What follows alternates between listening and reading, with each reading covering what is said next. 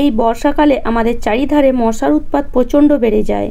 আর এই সময় যদি মশা আমাদেরকে কামড়ায় তাহলে ডেঙ্গু, ম্যালেরিয়া এই ধরনের জ্বর হওয়ারও সম্ভাবনা থাকে। আর এই মশার হাত থেকে বাঁচার জন্য আমরা কেমিক্যালযুক্ত ওষুধ ব্যবহার করি, কিন্তু সেগুলো আমাদের শরীরের জন্য ভালো নয়, বিশাল ক্ষতিকারক। বিশেষ করে বাড়িতে যদি ছোট বাচ্চা থাকে বা বয়স্ক মানুষ থাকে। তো আজ আমি মশা তাড়ানোর দুটো ঘরোয়া টিপস তোমাদের সাথে শেয়ার করব। তোমাদের যেটা পছন্দ হয়, যেটা ভালো লাগে সেটাই তোমরা ইউজ করতে পারো। একদম সহজ পদ্ধতি। আর এইভাবে যদি মশা তাড়াও তাহলে তোমাদের শরীরের কোনো ক্ষতিও হবে না, আর মশাও বাড়ি থেকে বেরিয়ে যাবে। তো তার জন্য যে কোনো একটা জায়গা নিয়ে নিতে পারো। আমি এখানে একটা বড় প্রদীপ নিয়েছি, তোমাদের কাছে এ ধরনের প্রদীপ থাকলে সেটাও নিতে পারো, বা যে কোনো একটা বাটিও নিয়ে নিতে পারো। তো সেখানে আমি দিয়ে দিলাম কিছুটা পরিমাণ পেঁয়াজের খোসা, আর তার সাথে সাথে তেজপাতা, আর তার সাথে সাথে দিয়ে দিলাম কিছুটা পরিমাণ এলাচ। এই পেঁয়াজের খোসা তো আমরা বেশিরভাগ ফেলেই দিই, কিন্তু এইভাবে একবার ব্যবহার করে দেখো, দ্বিতীয়বার তোমরা আর ফেলে দেবে না। এবার এর মধ্যে ওপর থেকে দিয়ে দিলাম কিছুটা পরিমাণ নিম পাতা। যদি শুকনো নিম পাতা থাকে তাহলে সেটাও ব্যবহার করতে পারো, বা কাঁচা নিম পাতাও ব্যবহার করতে পারো। একটু আলগাভাবে সব জিনিসগুলো রাখবে, কেননা এখানে আমরা দিয়ে দেব এক টুকরো কর্পূর। এই কর্পূরও কিন্তু মশা তাড়ানোর কাজে খুবই সাহায্য করে। আগেকার দিনে দেখবে ধোঁয়া দিয়ে মশা তাড়ানো হতো, এখন তো আমরা সেগুলো ভুলে গেছি। এখন আমরা ভাবি শর্টকাটে কিভাবে কাজ হবে, কিন্তু শর্টকাটে কাজ করতে গিয়ে আমাদের শরীরেরও কিন্তু আমরা বিশাল ক্ষতি করে ফেলি। সেই জন্য শর্টকাটে না করে যদি এইভাবে একটু সময় বের করে যদি মশাকে তাড়িয়ে ফেলো তাহলে কিন্তু আমাদের শরীরে কোনো ক্ষতি হবে না। তো একটা কর্পূর দিয়ে এবার এটাকে জ্বালিয়ে নেব। তো এভাবে কর্পূরটা মাঝখানে যদি রেখে দাও, এটা আস্তে আস্তে জ্বলবে, আর এর থেকে যে ধোঁয়াটা সৃষ্টি হবে তাতেই কিন্তু মশা বেরিয়ে যাবে। কেননা এর মধ্যে যে যে জিনিসগুলো আমরা ব্যবহার করেছি, বিশেষ করে নিম পাতা, তো তার জন্যে কিন্তু মশা কখনোই বাড়িতে থাকবে না। এর ধোঁয়া কখনোই কিন্তু মশার সহ্য হবে না। সেজন্য একবার হলেও এই টিপসটা ব্যবহার করে দেখো, তারপর আমাকে কমেন্ট করে জানাবে তোমাদের বাড়িতে মশা গেল কি গেল না। কেননা এটা 100% কাজ করবে, এটা আমি গ্যারেন্টি দিয়ে বলতে পারি। তো দেখো, এটা থেকে একটা ধোঁয়া সৃষ্টি হচ্ছে, দেখতেই পাচ্ছ। ভালো করে দেখলে তোমরা দেখতে পাবে যে এই যে ধোঁয়া বেরিয়ে আসছে। তো এরকম একটা ধোঁয়া বেরিয়ে আসবে। যদি কোনো রুমের মধ্যে বেশি মশা থাকে তাহলে কি করবে, এইটা রুমের মধ্যে রেখে দরজাটা লাগিয়ে দেবে। পুরো রুমের মধ্যে দেখবে ধোয়া হয়ে যাবে। তারপরে কিছুক্ষণ পর যখন দরজাটা খুলে দেবে, মশা তখন হুড় করে বেরিয়ে আসবে। কেননা পুরো রুমের মধ্যে যদি ধোঁয়া হয়ে যায়, মশা ছটফট করবে বাইরে বেরোবার জন্য। তো এইভাবে তোমরা খুব সহজেই কিন্তু একদম ঘরোয়া পদ্ধতিতে, কোনো কেমিক্যাল ছাড়াই, আমাদের কোনো ক্ষতি হবে না শরীরে, তো সেই হিসাবে মশা তাড়িয়ে ফেলতে পারো। আর এটা করতে কিন্তু খুব বেশি সময় লাগবে না। সন্ধেবেলায় যদি তোমরা ধোঁয়া দাও, যদি তোমরা ধরো ঠাকুর ঘরে যে ঝুনো হয় সেই ঝুনো দাও, তো ঝুনো দেওয়ার সময় এটাকে জ্বালিয়ে দাও। ঝুনোও দেবে, এটাও জ্বালিয়ে দেবে, দেখবে দুটোর ধোঁয়াতেই মশা কিন্তু একদম বেরিয়ে যাবে।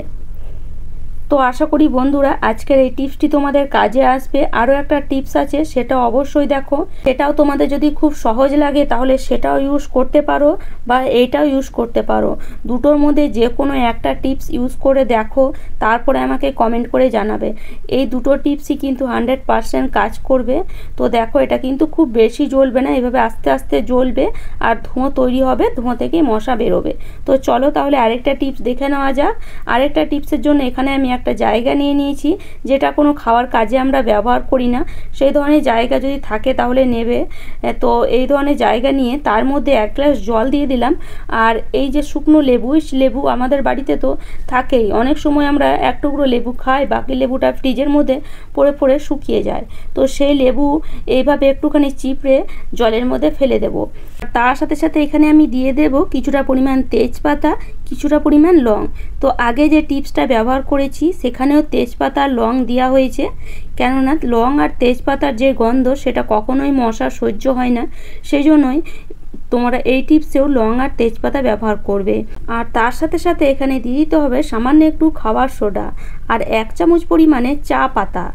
তোমরা হয়তো ভাবছো যে এই চা পাতা দিয়ে কি আবার মশা তাড়ানো যায়? 100% চা পাতা দিয়ে মশা তাড়ানো যাবে। কেননা এই চা পাতার যে একটা কড়া ভাব, কড়া গন্ধ, সেটা কিন্তু মশার কখনোই সহ্য হবে না। তো এটা আরও কড়া বানাবার জন্য এটাকে আমরা বসিয়ে দেব গ্যাসের মধ্যে।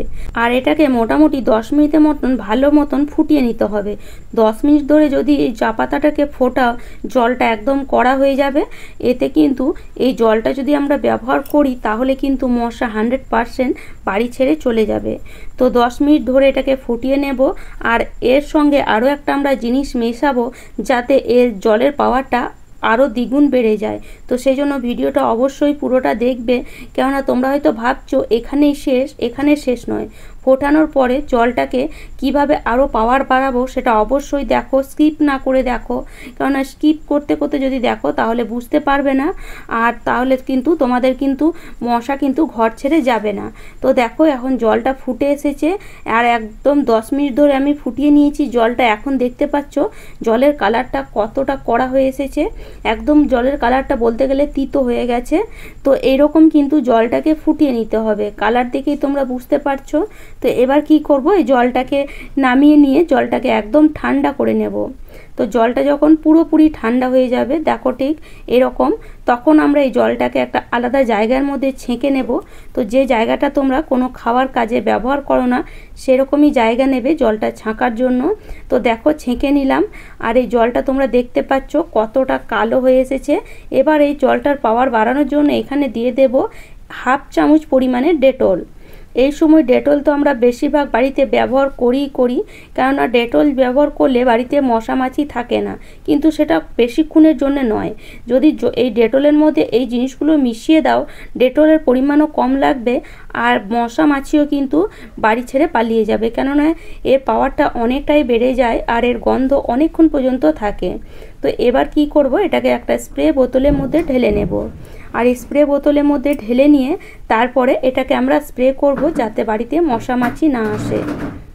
আর এই জলটা দিয়ে তোমরা যে কোনো কাজ করতে পারো, যেমন ধরো গ্যাস ওভেন পরিষ্কার করতে পারো, গ্যাসের টেবিল পরিষ্কার করতে পারো, ঘর মোছার কাজেও জলটা ব্যবহার করতে পারো। যদি এই জলটা দিয়ে ঘর মোছো, 1 চামচ ফেলে দেবে ঘর মোছার সময় জলের মধ্যে, তারপরে ঘরটা মুছলে দেখবে বাড়িতে মাছির উৎপাতও অনেকটা কমে যাবে। বাকি জলটাকে আমি একটা বোতলের মধ্যে ঢেলে রেখে দেব, আর এটাকে পরে ব্যবহার করব। ঘর মোছার কাজে আমি বেশিরভাগ এই ধরনের জল ব্যবহার করি। তো এবার এই যে স্প্রে বোতলটা কিভাবে ব্যবহার করব, স্প্রে বোতলটা যদি তোমরা রাতের বেলায় এইভাবে গ্যাসের টেবিলে বা গ্যাস ওভেনে স্প্রে করে রেখে দাও, যে আরশোলার উৎপাত প্রচুর থাকে, আরশোলার উৎপাতও কিন্তু কমে যাবে। তো সকালবেলায় খালি মুছে দেবে, তারপরে দেখবে রাতের বেলায় আরশোলা একদমই আস্তে আস্তে কমে আসবে।